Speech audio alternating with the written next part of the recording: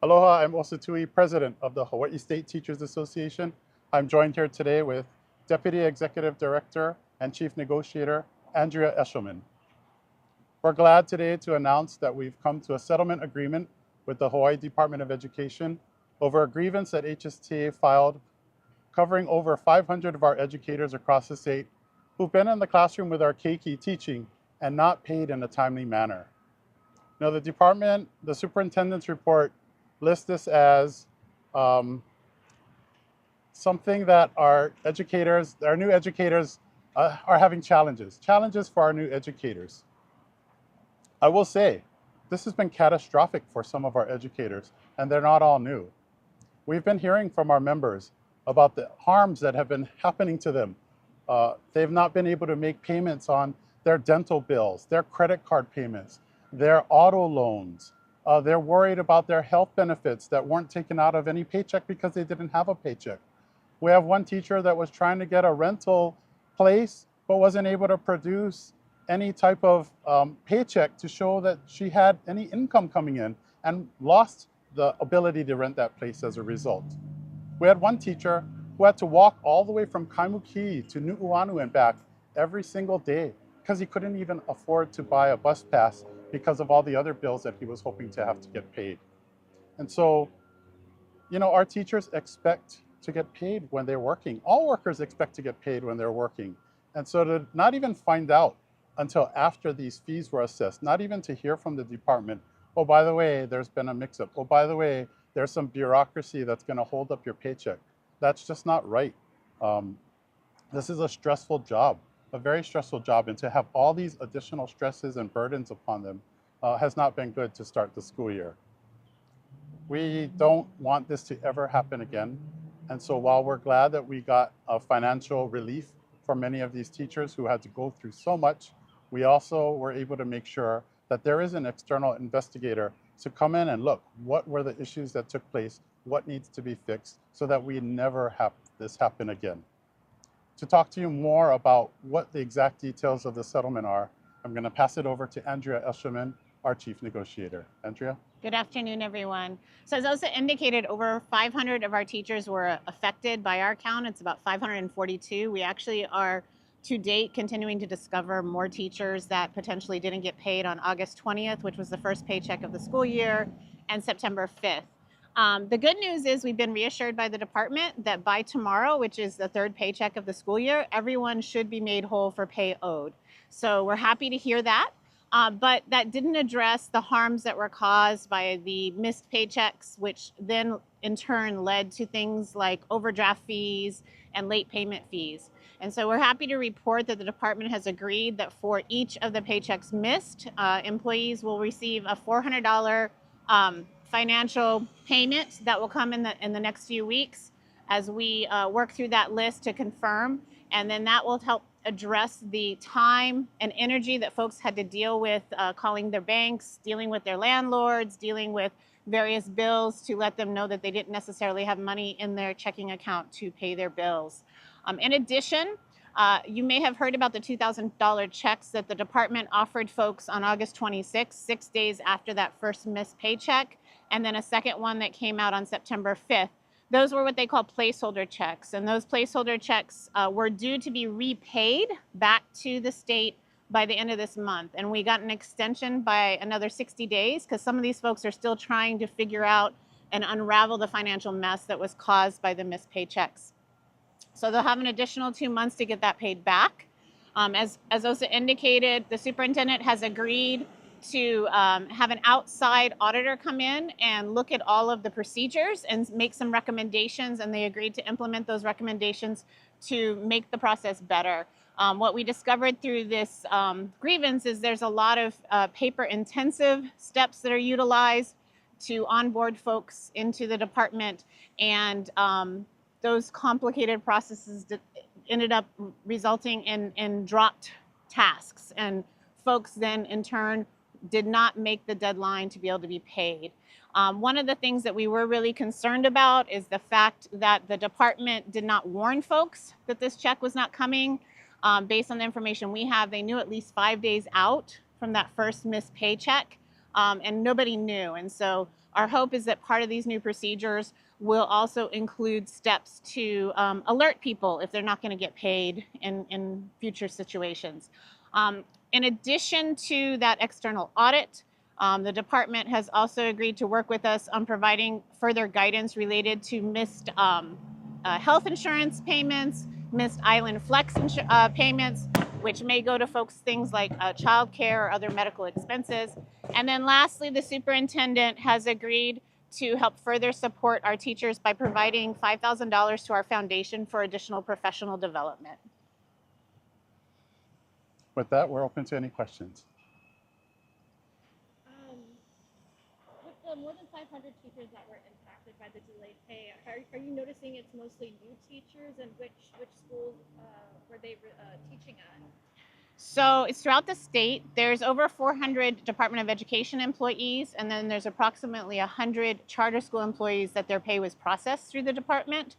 Most of the charter school teachers we're finding, many of them were already in the system and are returning employees.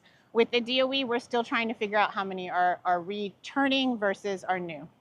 Yeah, for some of these veteran charter school teachers, they've been teaching for many years, and they're not going to get their first paycheck. They've been working since the beginning of the year. They're not getting their first actual paycheck until tomorrow.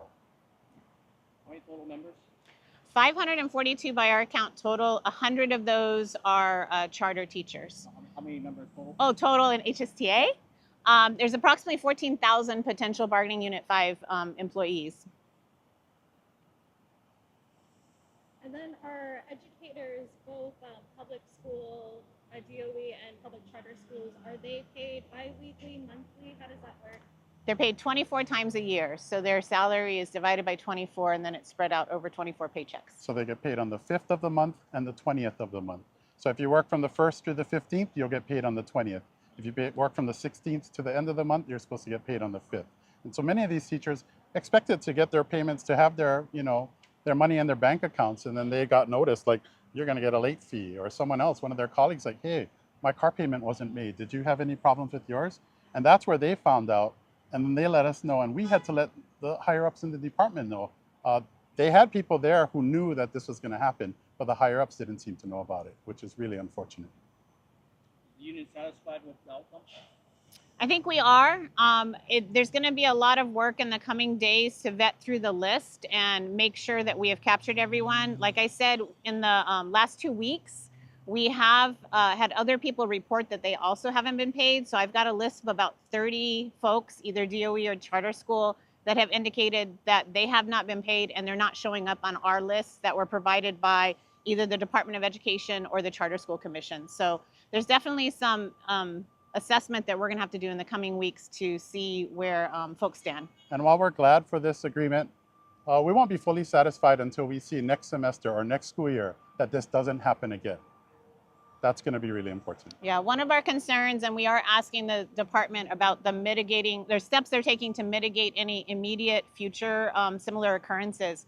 We have a few hundred, in some years more than 500 teachers that retire at the end of the calendar year in December. And so they have to replace those folks. And so we are worried that there's a short period of time to try and get that auditor in to look at things and make a recommendation. And that likely will not happen by January. And so we're also asking what additional steps are being taken in the interim to try and prevent future occurrences. To this degree, yes. In every given year, there might be someone that doesn't turn in some sort of paperwork or something that delays it. For example, maybe they got to turn in an I-9 form or something like that. But to this degree, yes. And how much, what is a paycheck like on average? The average starting teacher salary is about $51,000 right now. So a paycheck would be that? Would be that divided by 24. By 24, take out any taxes, yeah. Yeah. And then to reiterate Cassie's question earlier, kind of clarify, there's no specific area that was affected by it. It was kind of statewide. It's across the state. Yeah, across the state. And so really, I think where you see new hires, you might have areas where there typically is more turnover, say on the Leeward Coast, but honestly, it's schools all across the state. Yeah, and we were informed after the fact that there is a pre-boarding process with paperwork and documents that needed to be done. And if that wasn't done by July 9th, that they weren't going to get their first paycheck. And so there was all this time that they could have told people, hey, by the way, you're not going to get your first paycheck until September 5th or something like that. We weren't even aware of this July 9 date that they had. And so that's a bit of a concern that communication is key, and that communication didn't happen. Any changes you want to the onboarding process? That sounds like what.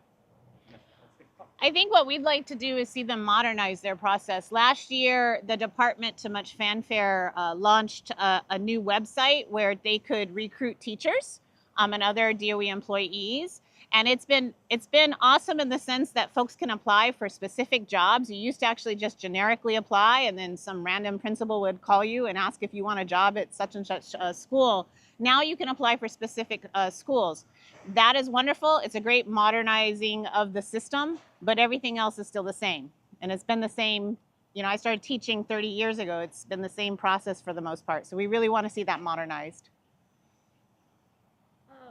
For the process of teachers getting paid, is it electronic, by mail? Yes, it's electronic. Yeah. So you can elect to have direct deposit. I don't know if you can speak on this, but you know they are getting some money for the missed paychecks, but does that cover, like you're saying, like these guys are getting late fees, they're getting bank accounts threatened to be closed? Yeah. Is that enough? I mean, that's why we reached agreement on that $400 for each check missed, and that is supposed to address interest for the lost or the delayed paycheck, their time and energy, as well as covering any sort of late payments. More than 35% of the folks we surveyed, because initially we didn't get data from the department, we actually just got the lists last week.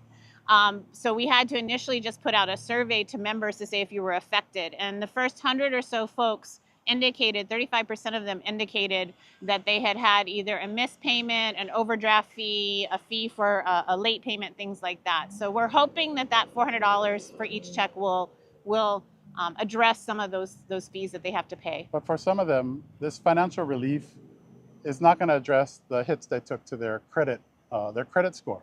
Because they weren't able to make payments, their credit score took a hit.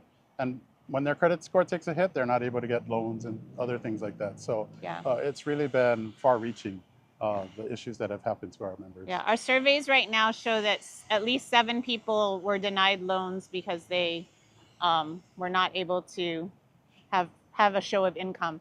That may seem like a small amount, but for these folks, they're trying to buy cars if they've just relocated here. They're trying to get housing.